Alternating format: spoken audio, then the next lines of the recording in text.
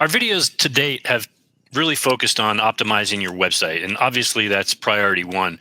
But to the extent that you have videos or content that could be videos, you need to consider YouTube as a channel. It's the second largest search engine in the world after Google, and it's owned by Google.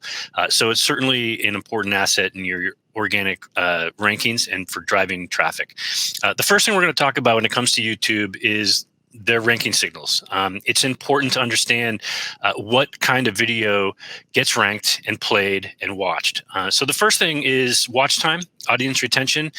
Needless to say, if your video doesn't get watched or people drop off after 5-6 seconds, Google's going to stop showing it unless it's ultimately relevant to what people are looking for. So the first thing you need to do is look at that first 15 seconds. In fact, Google and YouTube even say, pay close attention to the first 15 seconds of every video. That's when viewers are most likely to drop off. So make sure whatever you do when you're creating your videos, you're trying to make them as engaging as possible in the first 15 seconds. Those audience retention metrics for each video you upload are really important. So pay attention to the content your viewers are digesting. Take a look at other videos in your space and see which ones are performing well, and utilize that as you build your video. Jason's going to tackle the next ranking factor in Signal, and that's relevance. Jason? Yeah, and I'll just jump in on the watch time too. I mean, you don't just want to pay attention to other videos in your space that are getting views and likes or dislikes, but you also want to look at past videos within your own library and look at which ones are getting watch times, which ones are going past that 15 seconds. If you have a 1-minute video, are they getting into that 75% to 100% type of range? So look at the content that's doing well within your own library, and then you can emulate and mimic that as you go forward. You don't have to do all the same content, but certainly it's good to mimic what works well. It's creative titles, descriptions, and using tags that align with those searches. So in general, that means using keywords to drive relevance to what the person's searching for. They're more likely to click through, and they're more likely to, Google and YouTube are more likely to show your videos in the results so that they can click through to that. So that's the relevance we're talking to. Make sure that you're using keywords that are relevant to the content within the video so that users can find those when they search. Yeah, I mean, obviously, when it comes to relevance, think about what we talked about in some of the other videos when it comes to page title and description. They need to be relevant to what the actual video is so that people stick around and watch. The next ranking signal, quality. YouTube's owned by Google, as I mentioned, and they are sticklers when it comes to expertise, authority, and trust of topics and content.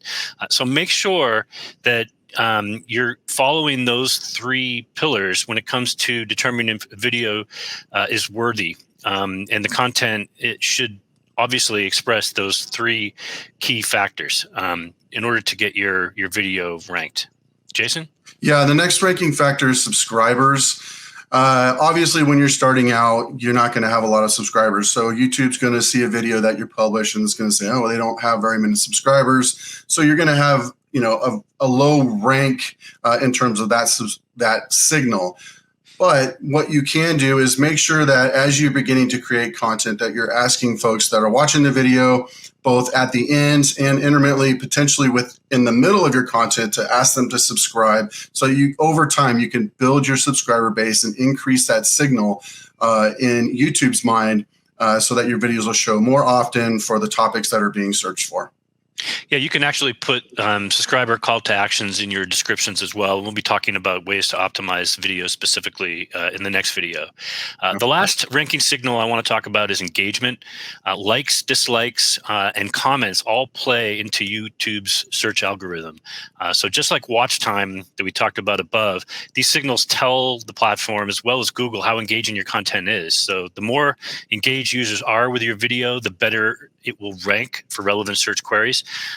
Again, YouTube provides these metrics for you to view and use to improve your user engagement.